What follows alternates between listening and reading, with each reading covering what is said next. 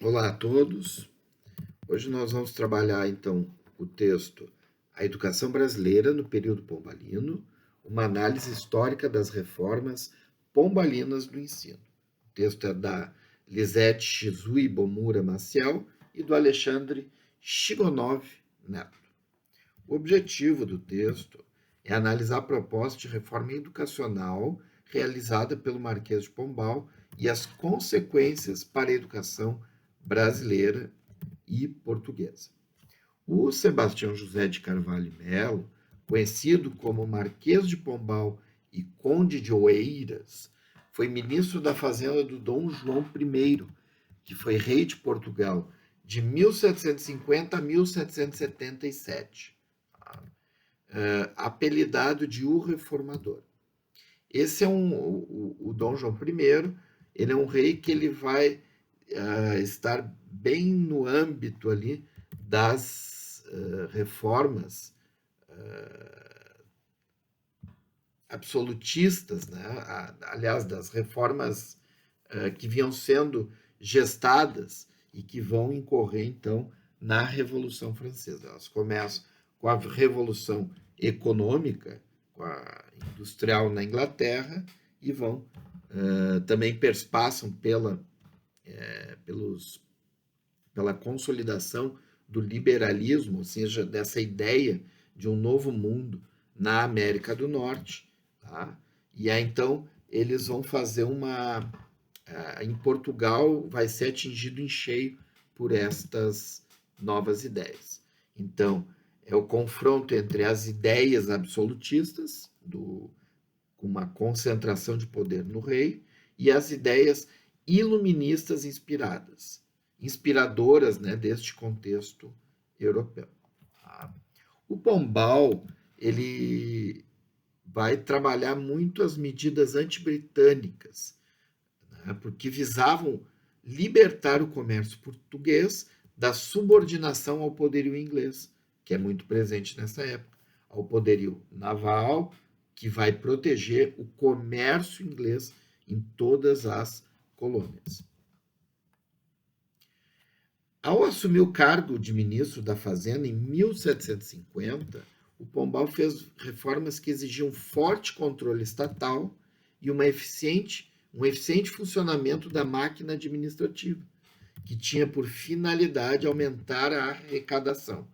Tá? Então, para permitir que o rei ele tivesse mais recursos para justamente poder aplicar essas reformas. A principal vamos dizer assim, para a área da educação, foram contra a Companhia de Jesus, que representavam uma ameaça ao poder absoluto do rei. Na colônia brasileira, foram 2 séculos de domínio do método educacional jesuítico, como a gente viu na aula passada, e que terminou no século XVIII, com estas reformas, quando o ensino passaria a ser responsabilidade da coroa portuguesa, não mais dos jesuítas. Tá? Então, essa modificação é o cerne da nossa questão de hoje, da passagem desta educação jesuítica para uma educação controlada pelo Estado. A tentativa foi de atribuir à Companhia de Jesus todos os males da educação, tanto lá em Portugal, na metrópole, quanto na colônia, em terras brasileiras. Tá?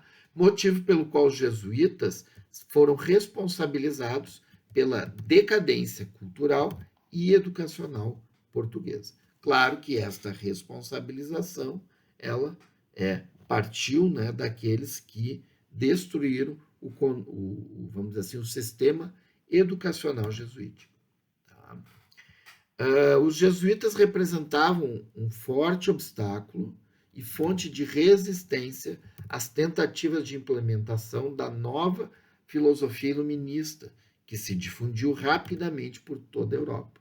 Tá? Desses ideais, então, de liberdade, igualdade, fraternidade, né? De que somente assim a sociedade poderia evoluir.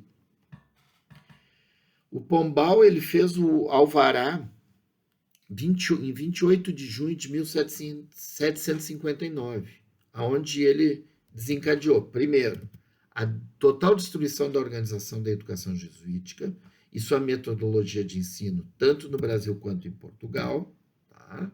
A instituição de aulas de gramática latina, grego e de retórica, a criação do cargo de diretor de estudos, que fosse um órgão administrativo de orientação e fiscalização do ensino, tá? Quase que o nosso ministro da educação, ou algo assim, uma estrutura burocrática que permitisse isso. A introdução de aulas régias, aulas isoladas que substituem os cursos secundários de humanidades criados pelos jesuítas.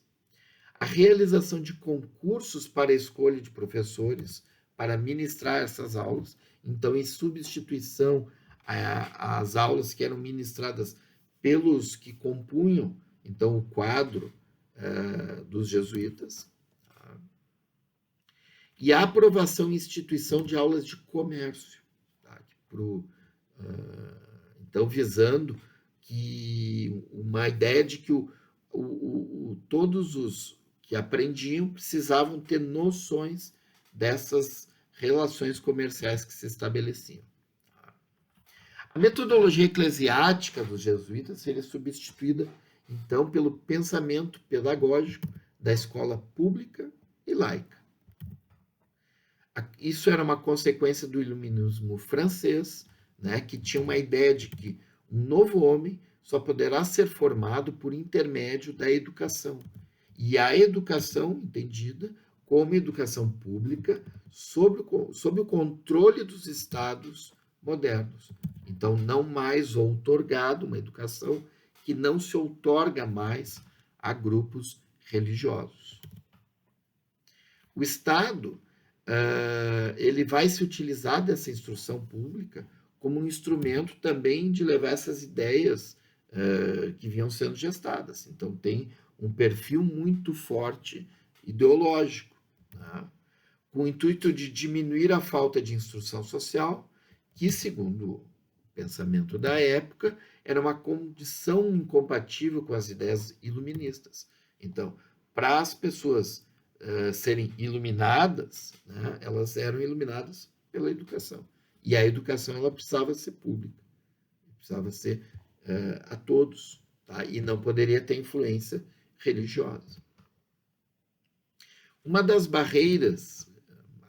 maiores barreiras encontradas para a implementação desse sistema público de educação foi a carência de professores, né, aptos a exercício da função de ensinar, como era o papel desenvolvido pelos jesuítas. Tá? Bom, essa nova concepção de educação, ela então precisaria, né, ter vamos dizer assim, uma concepção teórica por trás para poder substituir a concepção religiosa, né, de formação humanística. E aí, então, foi adotado o verdadeiro método de estudar do Luiz Antônio Verney, que consistia nos estudos da língua portuguesa, do latim, do grego, hebraico, que são as línguas que vão, vamos dizer assim, consolidar as línguas modernas, a retórica, a poesia, a filosofia, a metafísica, lógica, física, ética, medicina. Para nós, no conceito da época, seria mais a questão da ciência, né, que estava crescendo e se desenvolvendo. Tá? E a jurisprudência como prolongamento da natural da moral, né, um pouco de teologia e o direito econômico. Tá? Algumas propostas eram bem usadas. Abertura de escolas públicas em bairros para que ninguém ficasse sem frequentá-las. Claro que isso, para Portugal, que tinha essa consolidação urbana, foi mais tranquilo. Para o Brasil, já não. Né? O Brasil ainda tinha uma estrutura urbana, como tem até hoje, né?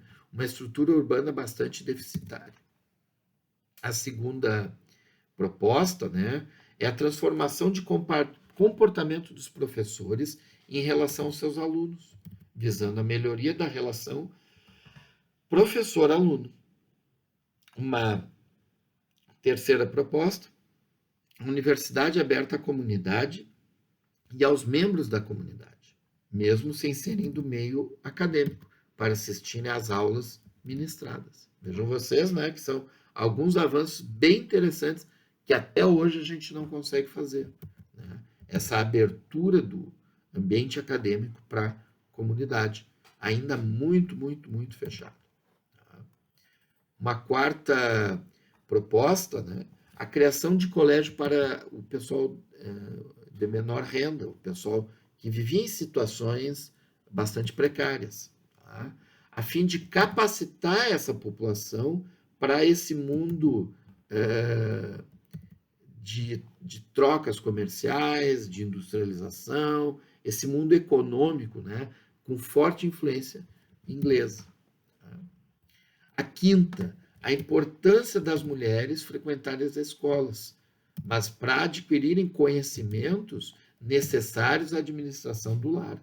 Tá? Então, não é visando a questão da, vamos dizer assim, inserção da mulher no mercado de trabalho. Não tem essa concepção, é a concepção ainda muito de uma sociedade onde os atores, onde as pessoas têm papéis sociais ainda bem definidos. Tá?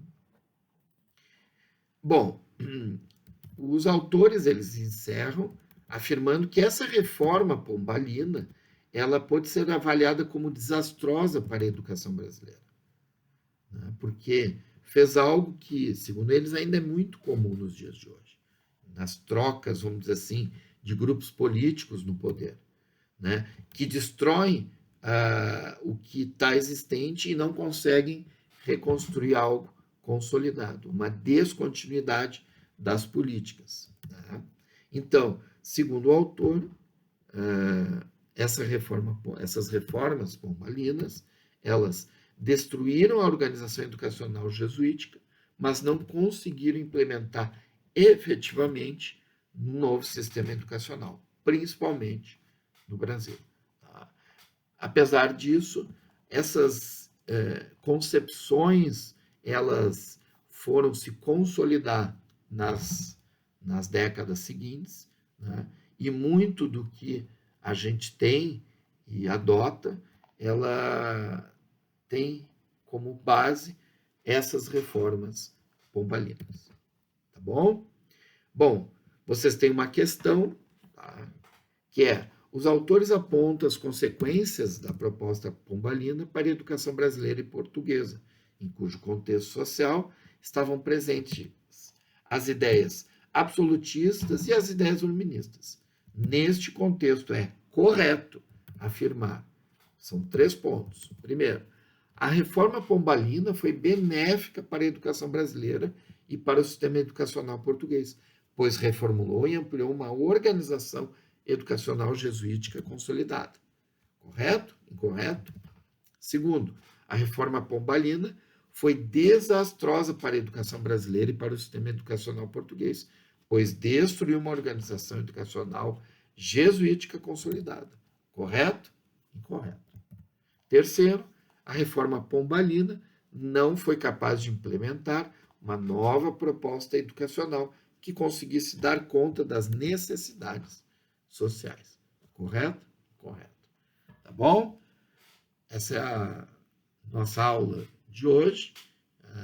Desejo a todos que tenham uma boa leitura do texto base.